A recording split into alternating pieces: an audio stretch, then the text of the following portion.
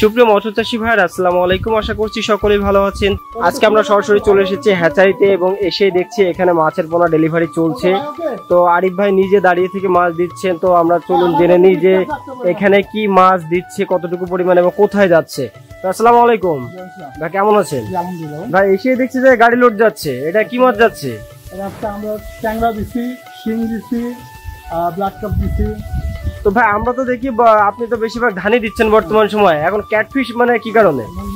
আমরা তো সব জাতের মাছই করি, আর ভাইরা আসছে মূলত ময়মনসিং থেকে। আর ময়মনসিং এ ক্যাটফিশের জন্য সবাই যায়, আর আমরা এখন ময়মনসিং ক্যাটফিশ ডেলিভারি করতেছি। এটা একটা ব্যাপার। আচ্ছা, এটা একটা চ্যালেঞ্জ।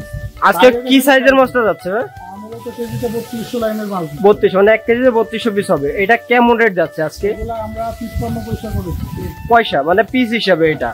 আচ্ছা, তো আজকে যে মাছগুলো নিচ্ছে ভাই তো নিজে এসে মানে ইয়ে করছে, তো এখানে কয়দিন ধরে ছিল? এখানে ওনারা 2 দিন ছিল। 2 দিন থেকে ওনারা আমাদের অর্ডার করছিল। অর্ডার করার পরে আমরা বলছিলাম যে আপনাদের চেকিং করে মাথায় মাছটা দিব, এবং ঠিক আমাদের যেটা কথা এবং কাজ আমরা সেভাবে করে দিয়েছি। ওনারা আসছে, আসার পরে ওনাদের পরে আমরা ছেড়ে দিচ্ছি। না, আমরা তো দেখছি যে ওনারা নিজে মেপে মাছটা নিচ্ছে। কারণ আমার প্রতিষ্ঠান থেকে সবসময় সুস্থ সবল মাছটা নিয়ে যাবে এবং চাষিরা হাসতে হাসতে যাবে।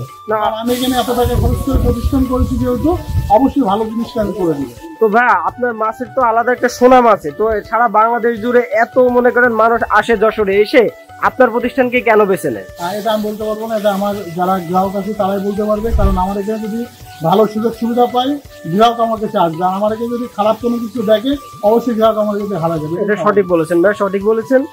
তো ভাই আপনার এই যে নোনা ট্যাংরাটা দিলেন, এটা কতদিনে বাজারজাত করা সম্ভব? আমাদের হচ্ছে 4 থেকে 6 মাসের ভিতরে বাজারজাত। 4 থেকে 6 মাসে কয়টা পিস আসবে? আমরা সাধারণত সাজেস্ট করি আপনার 10টা থেকে 15টা হবে। আচ্ছা, এমনি এর আগেও তো আপনার ব্রুড গুলো আমরা দেখেছি, নোনা ট্যাংরা বেশ বড় বড় সাইজের ব্রুড, যেটা আমরা হচ্ছে এর আগেও দেখিয়েছি।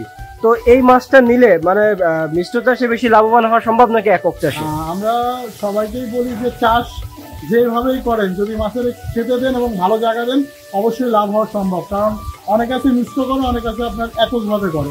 দুইটা সিস্টেম দুই রকম। এককভাবে করলে ওর যে খাবারটা আপনার দেখা যাচ্ছে 40% যে খাবার এটা দিয়ে দিতে হবে, এবং মিশ্র চাষ করলে যে আপনার দেখা যাচ্ছে 20% যে খাবারটা এটা ওইভাবে দিতে হবে। মানে মূলত এখানে আপনার জায়গা এবং খাবারের উপরে ডিপেন্ড করতে কি ভাবছেন। বুঝতে পারছি ভাই, তো অসংখ্য ধন্যবাদ আপনাকে এত আমাদেরকে সময় দেওয়ার জন্য। তো ভাই ভালো থাকবেন, আসসালামু আলাইকুম। প্রিয় মৎস্য চাষী ভাইরা, আপনারা দেখতে পেলেন যে ভাই কিন্তু এখানে নিজে দাঁড়িয়ে থেকে মাছগুলো দিচ্ছেন এবং চাষি ভাইরা নিজে হাতে বুঝ করে মাছটা নিয়ে যাচ্ছেন। এবং ক্লিয়ার কাটসাট কথা শুনলেন এখান থেকে যে চাষিরা এসে নিজে বুঝ করে নিয়ে যাবে, তা সে যেভাবে খুশি সেইভাবে তিনি মাছ দিতে প্রস্তুত। তো প্রিয় মৎস্য চাষী ভাইরা, আমি বলবো যে মাছ চাষের মাছের পোনা বিক্রয় কেন্দ্রের ভিতরে যশোরের ভিতরে আমাদের প্রতিষ্ঠানটি খুবই সুনামধন্য একটি প্রতিষ্ঠান।